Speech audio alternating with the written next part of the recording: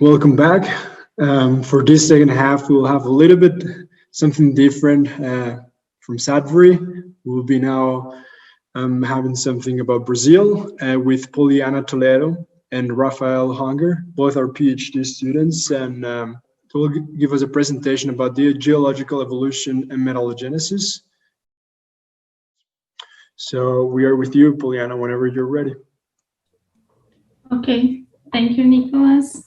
Well, as Nicholas said, we are both PhD students here in Campinas University, and we try to summarize some part of the geologic evolution and metallogenesis of the Carajás province. It's actually a result from several studies from several researchers around Brazil.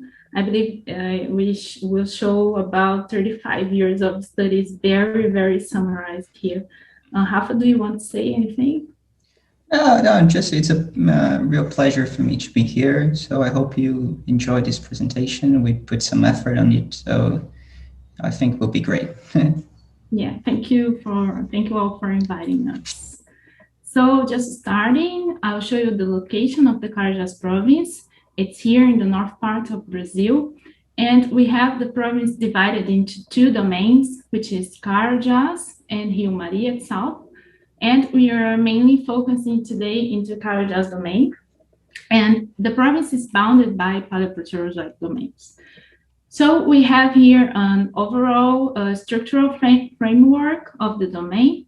And you can see that the deposits that I pointed here, they are mainly associated with the sigmoidal structure and with prominent structures that are roughly northwest, southeast. Here is the Cinzento shear zone, and here is the Canaã dos Carajás shear zone. Here I have a geological map, very simplified too, just to show you that the domain is formed by Mesoarchean gneisses and TTGs overlaid by a supracrustal volcano sedimentary sequence in light green. This whole sequence is intruded by granitoids here in orange and mafic-ultramafic intrusions that are Neoarchean. And then we have this more restricted sedimentary sequence in yellow and here in blue. And at last, we have intrusion of Paleoproterozoic and orogenic granites of 1.88 billion years. So we have lots of types of mineral deposits in the province. And today we are going to focus on these that I put in red. We are going to talk very quickly about some findings on syngenetic copper, but we'll focus on IOCGs that are the object of study of Rafa and I, and these polymetallic copper gold deposits. So we try to follow the geochronological evolution, as you can see here. And starting by the Mesoarchean crust, we have a crust formed by TTG gneisses and migmatites, and with intrusion of granitoids of 3 billion years to 2.8 billion years. We also have greenstone belt fragments, and this sequence of gneisses was subjected to metamorphism up to granulate phases of about 2.8 billion years ago. We have two different models for explaining the Mesoarchean crust evolution. One that implies a subduction. The Rio Maria domain, which is in the south, would be subducted under the Carajás domain. It would start about 3 billion years ago and end with the collision in 2.8. In this collision, there would be magmatism and the metamorphism, and also the development of structures of high temperature here, roughly west-east oriented. And we have another model that considers vertical tectonics with plum-lead interaction, and it can be more akin to Archean tectonic plates I forgot the word, but well, there are people that don't believe in subduction in Mesoarchean, so this is for these people. Then we have the Neoarchean evolution of a volcano-sedimentary basin between 2.76 and 2.74 billion years ago. So in this basin, we have both mafic and felsic volcanic rocks, metasedimentary, and chemical sedimentary rocks such as beefs. And we have here a beautiful photo of an amygdaloidal basalt, which was dated into 2.76 billion years. And as this basin was consolidated, we have several intrusions, roughly coeval magmatism of ultramafic and mafic rocks and felsic alkaline granitoids. Here's just to show you. And it's one of the main episodes of magmatism of the domain, the Carajás domain. For the Neoarchean basin evolution, we also have two different models. One that understands that it was an intercontinental rift environment, and the other one that says that it was in a back arc environment.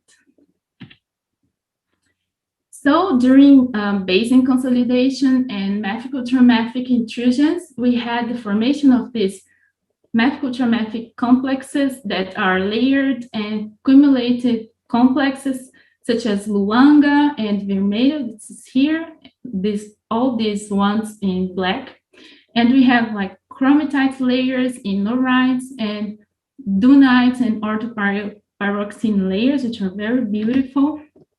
And we have these layered rocks with massive chromite, where we can find chromium, and sulfite associated with orthopyroxenite, where we can see pentylandite and pyrrhotite, which are sources of nickel, and PGE elements included in these sulfites. At the same time, about the same time as we believe, we can see evidences of first syngenetic copper pulses in Carajás. We have one age of chalcopyrite in gold that points to a formation of chalcopyrite coeval with the formation of the metavolcanic rocks. And this work of Gustavo Melo showed that in the Igarapé Bahia deposit, we have volcano-sedimentary rocks with preserved primary structures, in which you can see these stratobound chalcopyrites that we believe that could be syngenetic chalcopyrite. So he also showed that these nodules, they have sulfur isotopic composition and rare earth element composition quite different from the chalcopyrite associated with magnetite in what we call the IOCG mineralization. This had already been seen by some researchers in the Pojuca deposit, which is here, where they described this strata-bound mineralization associated with beefs and with high grades of zinc, also with some layers with stockwork hydrothermal alteration, and also with very distinct chemistry from the chalcopyrite associated with iron-rich mineralization. And another evidence of this syngenetic copper could be considered these nodules in the Tarzan deposit, which are very beautiful with pyrrhotite and cobaltite and with halos of tourmaline. And also, here is the Tarzan deposit. And here in the QT02 deposit, we also see some of these nodules of chalcopyrite. So after this basin activity, there was an inversion. And this inversion is somewhat controversial because there are two models for the timing of this shortening. So the first model considers it Neoarchean. It's obviously what we consider because I put it here. So during about 2.7 billion years, we would have the development of the major shear zones by this transpersonal shortening and the Neoarchean. And another researchers believe it could be happening in the Paleoproterozoic, and with the collision between the Bacajá domain, which is in north, in relation to the Carajás, and at least the cinzento shear zone would be formed in this timing. But it's difficult to explain this because, as you see, our mineralizations are older than 2.1, and they would have to be deformed and metamorphosed after formation. And you see that it's quite unlikely. So guys, let's talk a little bit about the first deposits that we know, the IOCG deposits that were formed during the New Archean between 2.71 and 2.68 billion years ago. So basically, we're going to talk about the IOCG deposits and one deposit of another class of copper-gold system, which is the granite-related deposits as well. But mostly, actually, essentially, these deposits formed at this age are all located here in the southern portion of the province, which we consider, we call it the southern copper belt. So we have here the Sequeirinho deposit, the Bacaba, Visconde, and all basically all satellite deposits located nearby the Sossego mine. And we also have the Cristalino deposit in the eastern termination here of the Carajás fault. Sorry, I don't have the pointer, so Poliana will have to point for me. It's a little bit difficult, but that's okay. So next, please. Talking specifically about the sequencing of hydrothermal alterations that are found in these deposits, I gathered here the typical sequencing of hydrothermal alterations, but keep in mind that they all have some particularities. So they are not very equal, but they share some similar features, some similar hydrothermal alteration sequencing. And at first, we have for all of these deposits, it's very common, sodic calcic or sodic alteration with the formation of albite, sodium bearing amphiboles, scapolite, and specifically in the case of the GT34 deposit, we have the formation of orthopyroxene, which represent for us a sodium magnesium rich alteration. It's a very unique, very atypical deposit, this GT34, but they all share this sodic calcic alteration assemblage, which is the first pulse of hydrothermal activity recognized in these deposits, in these New Archean deposits. Following this sodic calcic assemblages, we have this potassic or calcic ferric alteration stages with the formation of potassium feldspar, biotite in some deposits, and also associated with the formation of apatite, actinolite, and the first stages of mineralization at some in some deposits like the Sequeirinho and the Castanha deposits, for example. And they have this potassic calcic alteration. It's very common for these deposits as well. Next, please, Pauline. And following our sequence, we have a chloride alteration, which is also associated with another episode of mineralization at lower temperature, of course, but we have the formation of chloride, epitote, quartz, and apatite in these deposits. The GT34 deposit, it's, as I said, is a very atypical deposit because it doesn't have this chloride alteration and even the potassic alteration. The alterations it has our phloropyte alteration, hornblende alteration as well. So it's very, very atypical. And so basically after this chloride alteration, it leads to the main ore stage of all of these deposits.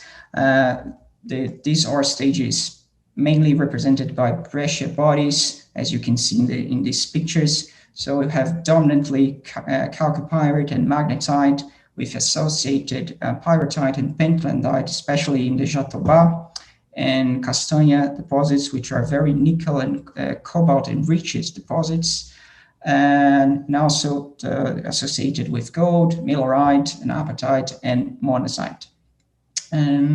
Next, please. So the available geochronological data for these deposits are not very extensive because we only have for the Sequeirinho and Bacaba deposits. But here I show you the dating that they did in monazite crystals of these deposits. So they yielded these ages at 2.71 and 2.68 billion years ago. So why do we interpret the rest of those deposits as new Archeans formed at this age as well? Mostly because we know the age of their host rocks, and because of the similarities of other well-known deposits, mostly Sequeirinho. So that's why we all put them all together in this metallogenic epoch in the New Archean. And about the fluid source and fluid and metal sources for these deposits, I'm not going to talk about all of these graphs here, but basically what we have is the involvement, the participation of for all of these deposits, all right, the involvement of highly saline brines, so very enriched in sodium and calcium, and hot hydrothermal fluids because of those sodium calcic and alteration assemblages which were formed at higher temperatures.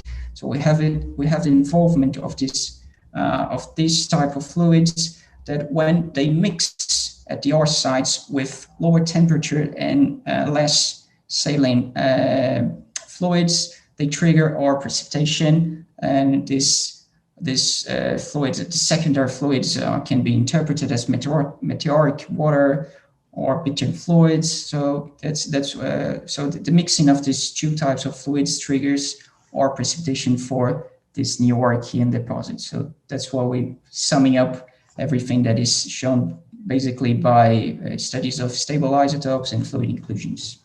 Next. And then we have the only representative of the granite-related class of deposits that I talked about, which is the Santa Lucia deposit. We're going to discuss a little bit more about this deposit class later in the presentation, but basically, as a spoiler of what is coming next, this class of deposits, it's very different from the IOCG's deposits, mostly because of the types of hydrothermal alteration and the sequencing of hydrothermal alterations are very different. The ore assemblages are different as well, because here at the granite-related class, we have more reduced ore assemblages. And so in the Santa Lucia deposit, we have our hydrothermal alteration starting with a chloride alteration, not a sodic calcic alteration as the IOCGs. And then what is really important for this granite-related deposits is the Greisenization event. And this Greisenization event here at Santa Lucia is the result of the emplacement of a pegmatite intrusion at the deposit site. So this Greisenization leads to the formation of silica and tourmaline and muscovite-rich assemblages that completely obliterates the igneous textures of the host rocks, which is in this case it's a rhyolite. So we have a very silica and muscovite and tourmaline rich alteration assemblage. And after this Greisenization event, we have the precipitation of the ore stage, as I said, more reduced because we don't have iron oxides forming here in this granite-related class of deposits. And as I told you, this is the first deposit that we dated that yielded a new Archean age at 2.68 billion years ago. As we will see, these deposits are commonly regarded as Paleo-Proterozoic ages. So it was a surprise for us to see this older age here, but here we have the only one so far, new Archean deposit of the granite-related class. Please, next. Okay, now coming back to me. We have a second time of IOCG formation, about 2.55 billion years. And we can see these deposits of this age in the north part of the domain. And we could divide it into two groups. The first one, which is hosted by very preserved volcano sedimentary sequences with amygdal, subamphitic textures, subvolcanic textures, and parallel bedding. And the second one here along the Cinzenta shear zone, which has mylonitic textures, granoblastic textures, and gneissic bending, very deformed rocks.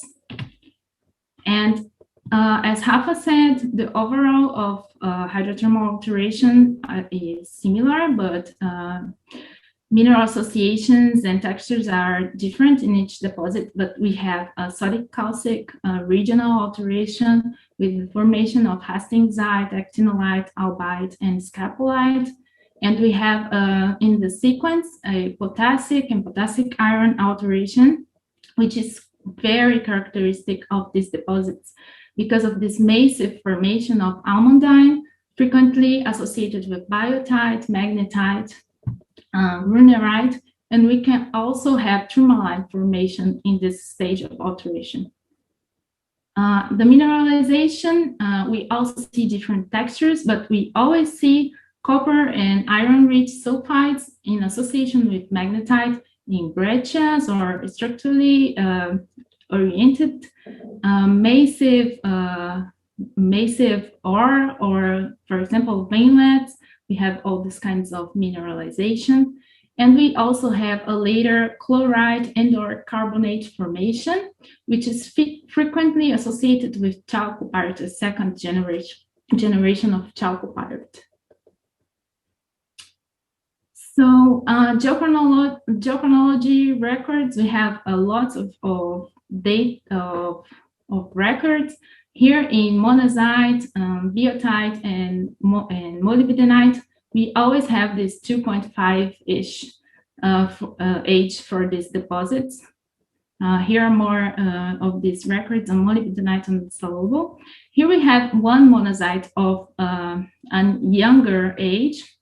But if you see here in the DT46 records, we can also see a older record of 2.7, which is coeval with the deposit that Rafa told us, and younger records, which are roughly coeval to this record, showing that we can have multiple processes of hydrothermal alteration registered in this deposit. From the fluids and metal sources, we have a quite similar scenario to the south deposits. We have hypersaline fluid inclusions associated with carbonic fluid inclusions that point to magmatic sources. Also, sulfur isotopes point to magmatic sources mixed with externally derived sources. And here in the oxygen isotopes, it's interesting that colder fluids are more associated with seawater sources and mixing than the hotter fluids, which is obvious. But here we can see also from hydrogen and oxygen isotopes that we have a beautiful development of the fullness deposit from primary magmatic waters to formation waters, whilst Igarapé Bahia is mainly formed by formation waters and Salobo of magmatic waters. So all this magmatic signature, is it related to any magmatism at the same time? So we see, what we see is restrict granite bodies dated in about 2.55 billion years. And we are studying these bodies now, we're studying zircons from these bodies because their textures are not at all igneous. We don't see oscillatory zoning. And also trace elements are indicated that these zircons saw a lot of hydrothermal alteration. So this register may be telling us about a hydrothermal history rather than magmatic crystallization. Again. So now we're going to talk a little bit about the Paleo-Proterozoic evolution of the province. So it all starts with the Sahassul formation, the deposition of the sediments that form this Sahassul formation, which are recently associated with a glaciation event. So this is the first event of deposition after the formation of the supercrustal rocks of the Grão Pará group that Poliana talked about earlier. So we have here the position of this clastic association, glaciation, sedimentary record, which was deposited in a coastal subglacial to glacial fed submarine fan system. Next, please. And after it, we have, because of a deglaciation event, the result of this deglaciation event was this, the deposition of the Azul Formation and the Aguas Claras Formation, which are interpreted as a transgressive regressive sequence. So after this deglaciation event, we have this transgressive event. So this blue sea, this Azul sea that we see in the first cartoon here, it moves towards the proto-continent of the Carajás proto-continent and forming deposits of rhythmine and mudstone in an offshore marine setting, which is also responsible for the formation of important manganese deposits in the Carajás region. So after the retreat of this ocean, we have the deposition of sandstone and conglomerate deposits in a coastal to fluvial braided systems, as it is shown here in the second cartoon. Next, please. So lying above the Aguas Claras Formation, we have the Gorochi Formation, which is a conglomerate and sandstone sequence deposited in a coalescing alluvial fan setting. So those are interpreted mega sequences formed due to the retrogradation of the continent. Next, please. And then we have an important orogenic event here in South America and here in Brazil as well, which is the Trans-Macedonian orogeny taking place at 2.0 billion years ago. And in the Carajás region, this Trans-Amazonian cycle is commonly interpreted to be the result, the result of the collisional event between the Bacajá domain, which lies above the Carajás domain. So we have the collision of this Bacajá paleocontinent with the Carajás and Rio Maria block. And this leads to an important tectonic thickening of the crust there and regional metamorphism. But the extension of this metamorphism needs to be better understood right now.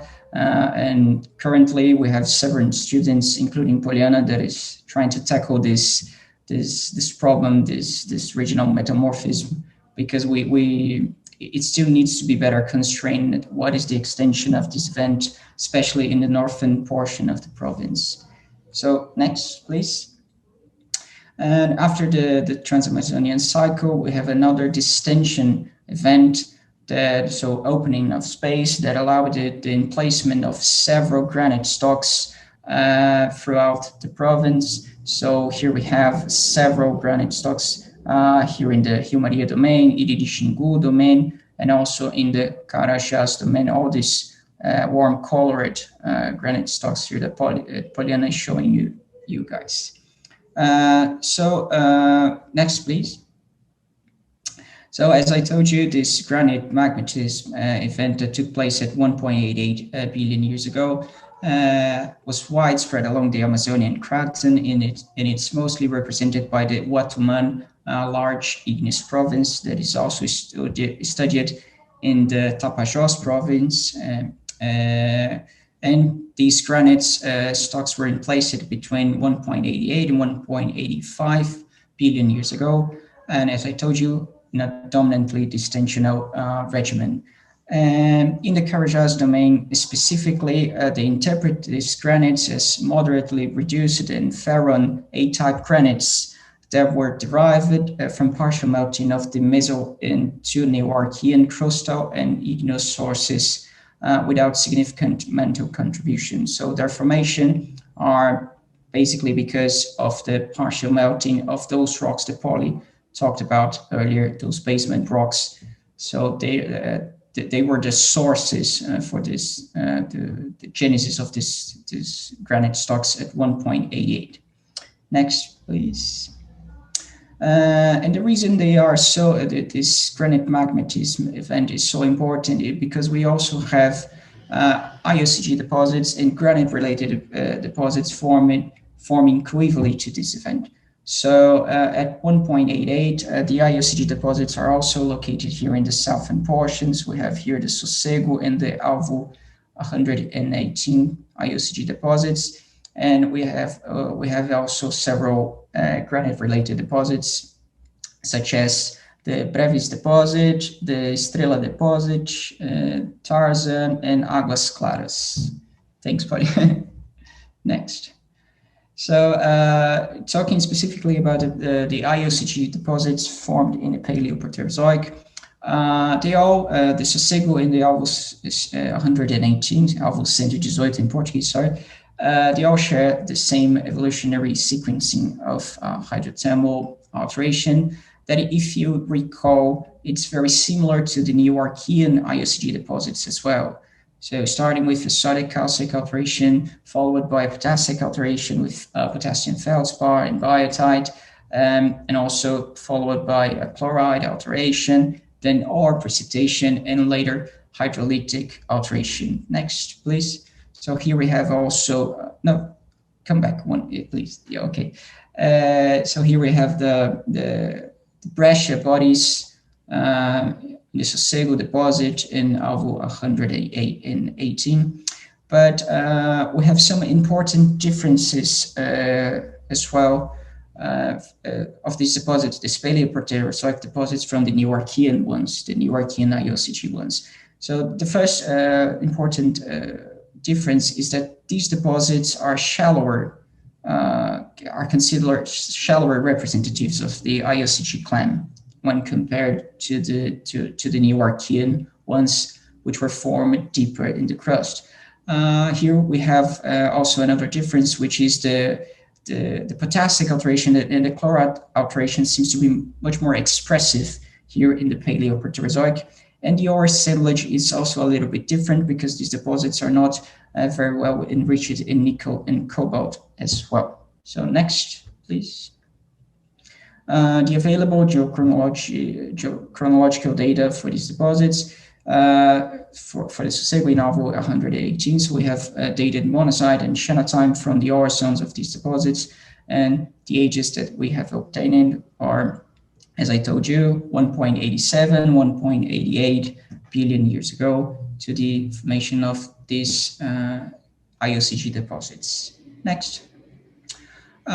Fluid sources. Basically, guys, it is the same story for the Neoarchean deposits as well. So we have here also the interplay of high temperature above 500 degrees Celsius fluids with are enriched in the oxygen 18, sorry, that are represented by formation or metamorphic waters, and they're mixing with low to moderate temperature oxygen 18 depleted meteoric and hydrothermal fluids leads to the ore precipitation. So at least for this Sossego deposit, the Sossego deposit, as we see in this last graph here, the involvement of magma-derived brine is also very important.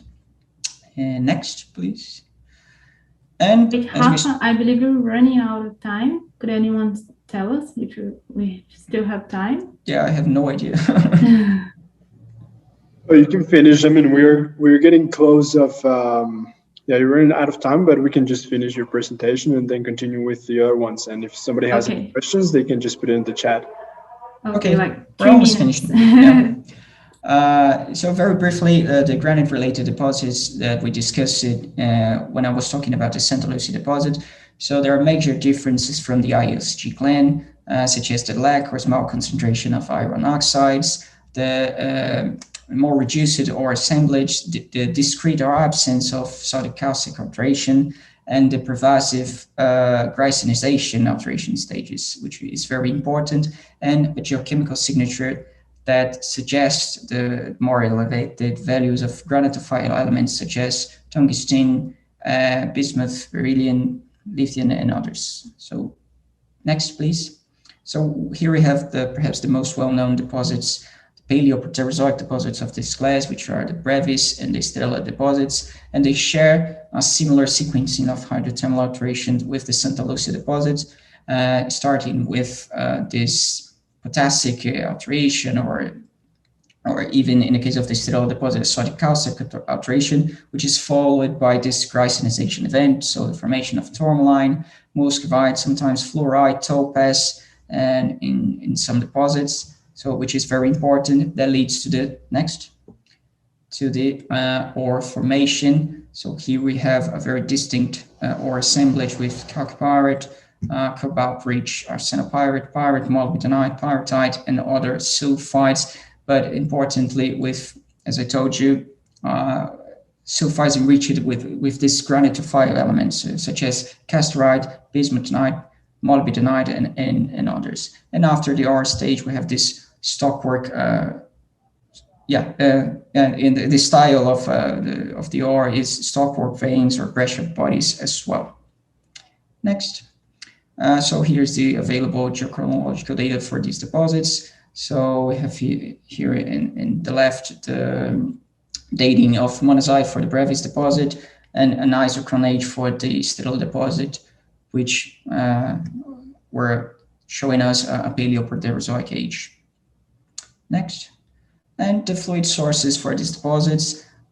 Here we have a dominant contribution of magmatic fluids for these deposits because of this, obviously because of their name, the granite-related deposits. So we have this dominant contribution from magmatic fluids with the participation of external fluids as well, such as meteoric or modified seawater during the ore-forming events. Next.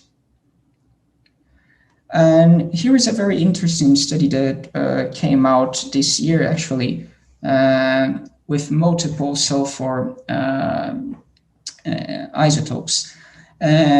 Basically, what I want to show you here is if we take a look at these isotopic signatures here in the left graph. We can see that the Paleo-Proterozoic IOCG deposits, the Sossego and Alvo 118, they have this heavier isotopic signature, which is mostly because of the conditions of the atmosphere at that time, because it was there were not available oxygen. The oxygen levels were not high enough. So basically, we have during this time. No, sorry. The oxygen levels were rising at this time at the Paleo-Proterozoic after the Great Oxidation event. So at this time, we have the sulfide transport enabled by relatively oxidized fluids that underwent thermochemical reductions to form sulfides that we see in the ore zones of these deposits. And the Brevis deposit, it's a little bit different because it has an isotopic signature, most likely represented by magmatic sources here. And here in the left, we have the mass-independent fractionation signature of these deposits as well. So to sum up, guys, we have here a very important cluster of IOCG deposits that are showing this mass-independent fractionation signature, which is completely different from the Brevis granite-related deposits. So we have a very, very clear distinction between the IOCGs and the granite-related deposits. But we don't see a distinction between the Neoarchean and the Paleo-Proterozoic IOCG deposits. And why is that? Because the interpretation of the author was that during the Meso to Neoarchean, those magmatic events that we discussed, they added sulfur species to the Earth's atmosphere. And because of reactions, they generate sulfates and sulfides that were formed together with the rocks and the Neoarchean deposits. So the interaction of the ore-forming fluids with these rocks and in this deposit sites formed in the Neoarchean. So the interaction of the ore-forming fluids that were generated at 2.5 5.7 and in the Paleoproterozoic as well, they were able to leach this oxidized sulfur with negative and Archean MIF signatures. So basically, the source of source of sulfur for the Paleoproterozoic IOCG deposits are the Archean signature MIF that we see in the new Archean deposits, which is very different for the Brevis deposits because we have more reduced conditions to the formation of this granite-related representative. Okay. Well, just to finalize, because we are running out of time, we have also 2.1 imprints in the IOCG deposits. This shows that we have a much more complex and multi-stage history for these deposits. So we would like to thank you all for your patience and sorry for running out of time. No, not a problem.